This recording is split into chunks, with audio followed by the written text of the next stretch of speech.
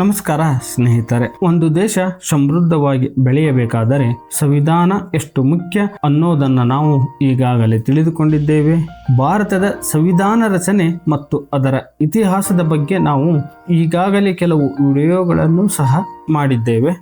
ಆದರೆ ಸಂವಿಧಾನದ ಅಡಿಯಲ್ಲಿ ಬರುವ ಕಾನೂನು ವ್ಯವಸ್ಥೆಗಳು ನಮ್ಮ ದೈನಂದಿನ ಜೀವನದ ಮೇಲೆ ಹೇಗೆ ಪ್ರಭಾವ ಬೀರುತ್ತವೆ ಅನ್ನೋದು ಅಷ್ಟೇ ಮುಖ್ಯ. ಬನ್ನಿ ಈ ವಿಡಿಯೋದಲ್ಲಿ ಸಂಪೂರ್ಣವಾಗಿ ಈ ವಿಷಯವಾಗಿ ಮಾಹಿತಿಯನ್ನು ತಿಳಿಯೋಣ. ನಾವಿಂದು ಅನುಸರಿಸುತ್ತಿರುವ ಅನೇಕ ಕಾನೂನುಗಳ ಬೇರು 1860ರಲ್ಲಿ ಇದೆ. ಬ್ರಿಟಿಷರ ಕಾಲದಲ್ಲಿ ಸಿದ್ಧವಾದ ಇಂಡಿಯನ್ ಪಿನಲ್ ಕೋಡ್, ಭಾರತೀಯ ದಂಡ ಸಂಹಿತೆ, ಒಬ್ಬ ವ್ಯಕ್ತಿ ತಪ್ಪು ಮಾಡಿದರೆ ಅವನಿಗೆ ಯಾವ ರೀತಿಯ ಶಿಕ್ಷೆ ನೀಡಬೇಕೆಂಬುದನ್ನು ನಿರ್ಧರಿಸಿತು. ಇಲ್ಲೊಂದು ವಿಷಯವನ್ನು ಸಹ ಗಮನಿಸಬೇಕಿದೆ. ನಮ್ಮ ಸಂವಿಧಾನ ಬರುವುದಕ್ಕಿಂತ ಸುಮಾರು 90 ವರ್ಷಗಳ ಹಿಂದೆಯೇ ಈ ಕಾನೂನು ಜಾರಿಗೆ ಬಂದಿತ್ತು.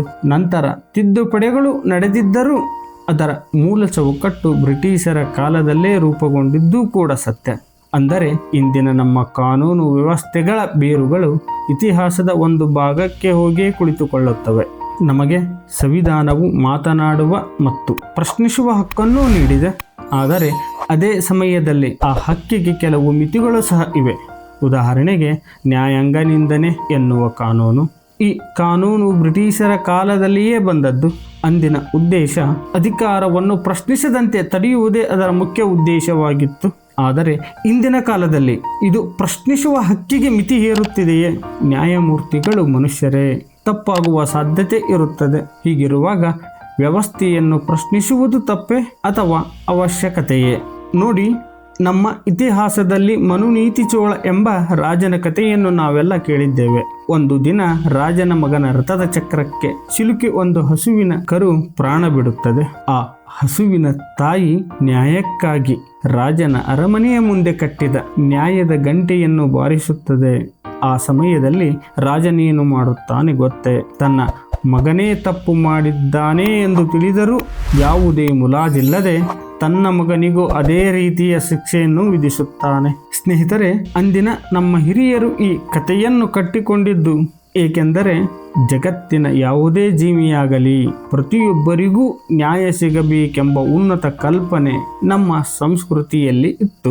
ಇದನ್ನು ಗಮನಿಸಿದಾಗ ನಮಗೆ ಅರ್ಥವಾಗುವ ಸತ್ಯವೇನೆಂದರೆ, ನ್ಯಾಯದ ಮುಂದೆ ಎಲ್ಲರೂ ಸಮಾನ ಎನ್ನುವ ಈ ಆದರ್ಶ ನಮಗೆ ಹೊಸದಲ್ಲ.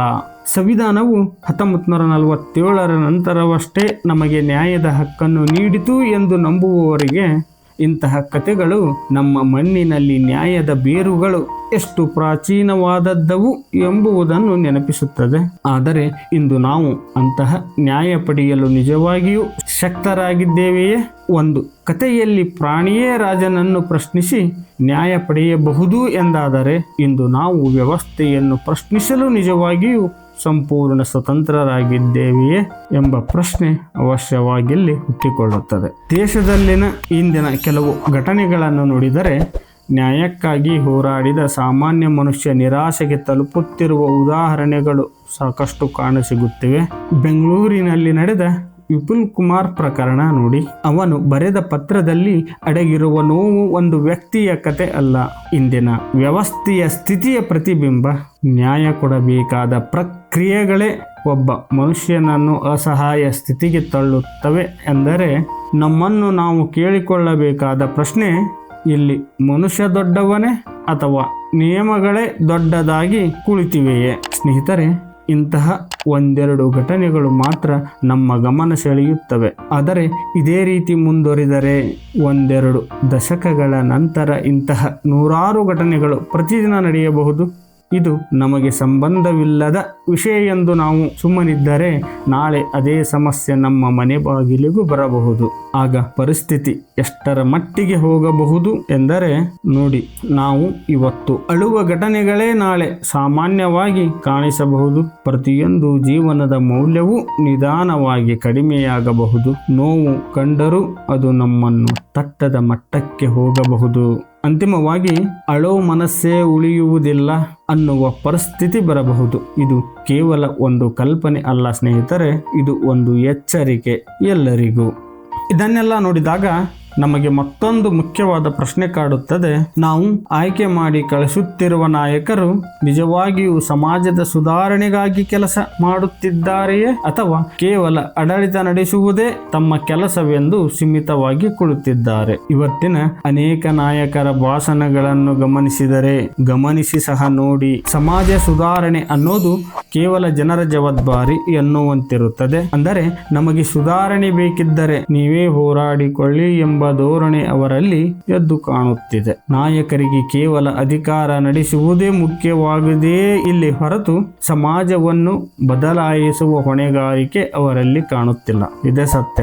ನಂಬಿ, ಇಲ್ಲವಾದರೆ ಬಿಡಿ. ಹಾಗಾದರೆ ವ್ಯವಸ್ಥೆಯಲ್ಲಿ ನಮ್ಮ ನಾಯಕರ ಪಾಲುದಾರಿಕೆ ಏನಿದೆ? ಸುಧಾರಣೆಯ ಜವಾಬ್ದಾರಿಯಿಂದ ನಾಯಕರು ಹಿಂದೆ ಸರಿಯುತ್ತಿರುವುದನ್ನು ನೋಡಿದರೆ ವ್ಯವಸ್ಥೆ ಎಲ್ಲೋ ಒಂದು ಕಡೆ ಹಳ್ಳ ಹಿಡಿಯುತ್ತಿದೆ ಮತ್ತದು ಜನರಿಂದ ದೂರವಾಗುತ್ತಿದೆ ಎಂಬ ಆತಂಕ ಹುಟ್ಟುತ್ತಿದೆ.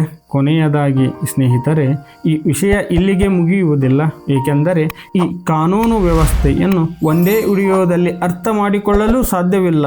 ಆದ್ದರಿಂದ ಮುಂದಿನ ಭಾಗಗಳಲ್ಲಿ ನಾವು ಒಂದೊಂದೇ ವಿಷಯವನ್ನು ತೆಗೆದುಕೊಂಡು ಅದರ ಮೂಲ ಮತ್ತು ಪರಿಣಾಮಗಳನ್ನು ತಿಳಿದುಕೊಳ್ಳೋಣ.